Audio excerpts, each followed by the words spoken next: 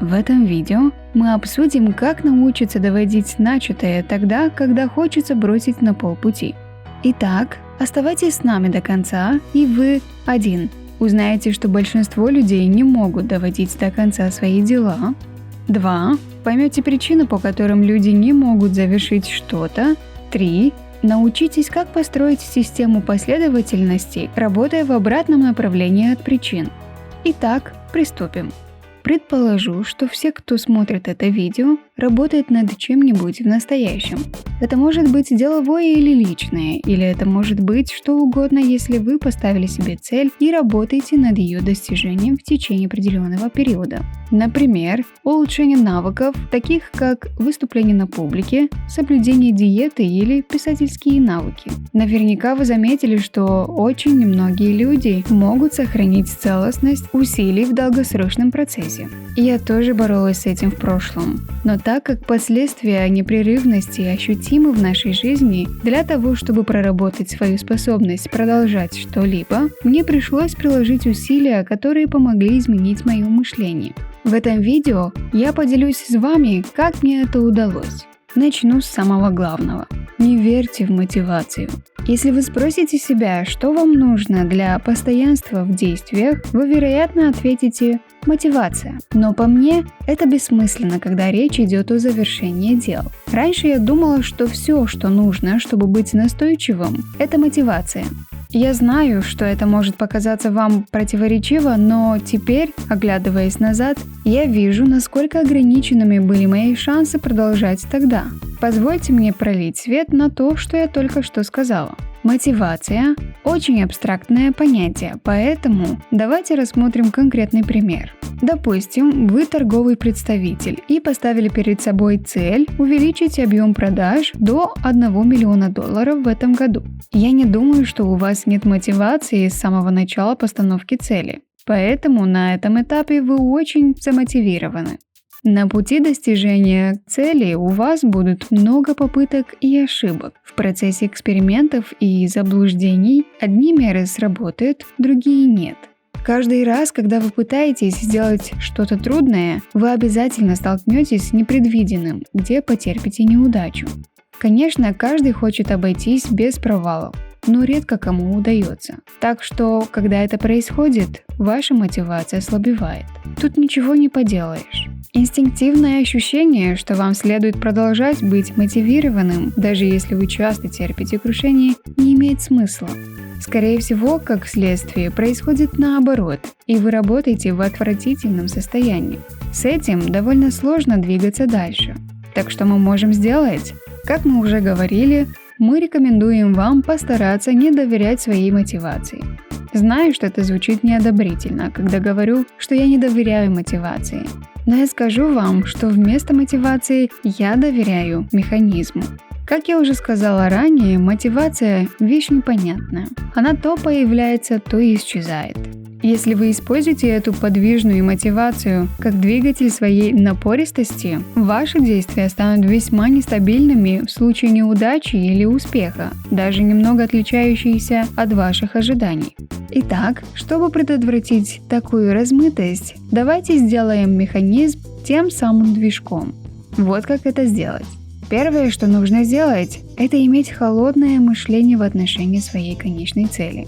Используя предыдущий пример, мы собираемся предпринять несколько маркетинговых инициатив для увеличения продаж до $1 миллиона.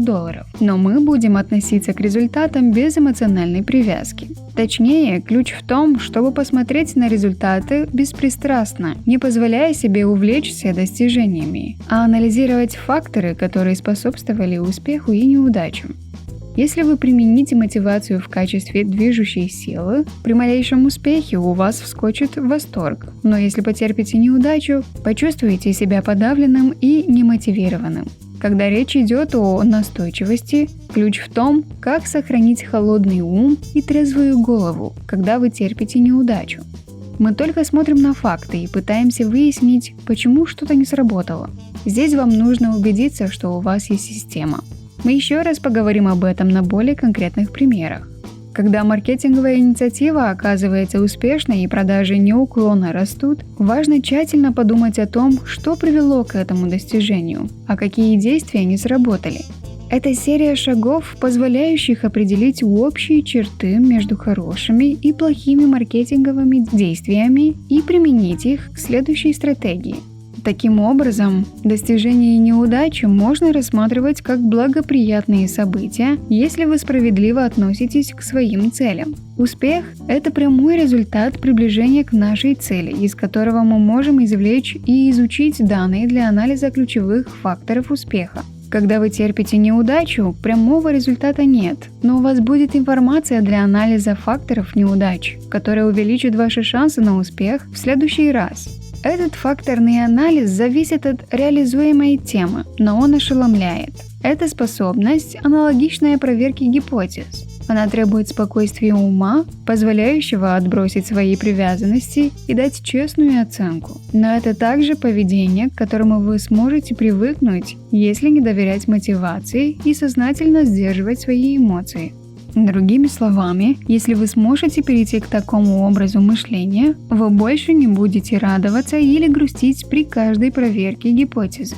Поначалу может быть трудно полностью отстраниться, но зато вы будете приближаться к своей цели намного быстрее, чем подпрыгивать в воздух каждый раз, когда достигнете каких-нибудь результатов. Таким образом, действенность настойчивости станет ощутимым. Перестаньте доверять непонятным вещам, таким как мотивация, и с холодным взглядом превратите свою систему расценивания в движущую вами силу. На этом я завершу это видео. Сегодня мы с вами говорили о следующих вещах. Во-первых, мотивация часто мешает довести дела до конца. Во-вторых, важно перестать верить в мотивацию и расценивать свои результаты холодным умом. Наконец, меняя свое отношение к успеху и неудаче и извлекая уроки из обоих, является самым быстрым способом к достижению своих целей. Очевидно, что люди чувствуют себя счастливыми или подавленными на пути к достижению целей. Но верно и то, что эти чувства часто могут свести к недостижению. Если вы согласны с этими предложениями, начните практиковать их завтра и измените модель своего мышления.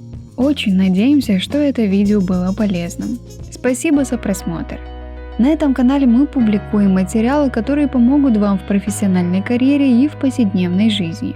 С нашими видео у вас будет возможность расти и развиваться с точки зрения общения, управления жизнью, финансового менеджмента, карьерного планирования и многих других аспектов. Если вам понравилось это видео, оцените его и подпишитесь на наш канал.